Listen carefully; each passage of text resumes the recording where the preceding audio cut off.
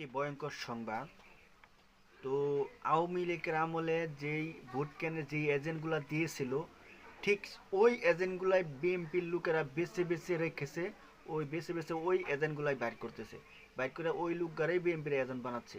তাহলে বোঝা যাচ্ছে যে আওয়ামী লীগের আমলে যেই এজেন্টগুলা নিজেরাই নিজেরাই ভোট মেরে, মানে তাহাজ্জুদের নামাজের আগে এই বাক্স ভরে ফেলেছিল, ওই এজেন্টগুলাই আবার জামাতের বিএনপির লোকেরা খুঁজা, মানে এই বাইর করতেছে।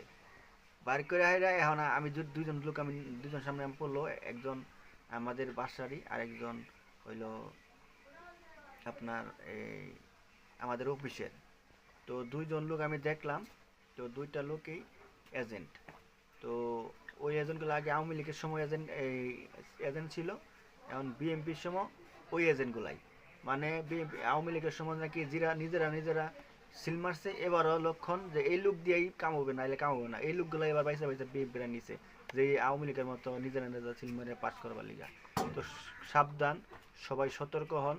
আর জামাতের যে লোকগুলো আছে, জামাতের ভালো ভালো লোক এজেন্ট এই কেন্দ্রের মধ্যে এজেন্ট দিবেন।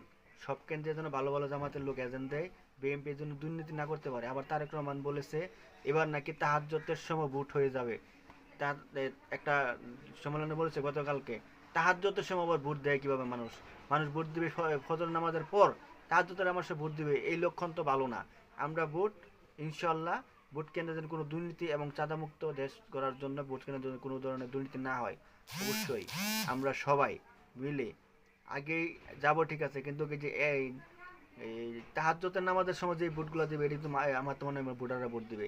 তাহাজ্জুদের সময় যদি কোনো ভোট না হয়, সবাই যেন ফজরের পরে ভোট দিবে ইনশাল্লাহ। তো সবাই ভালো থাকবেন।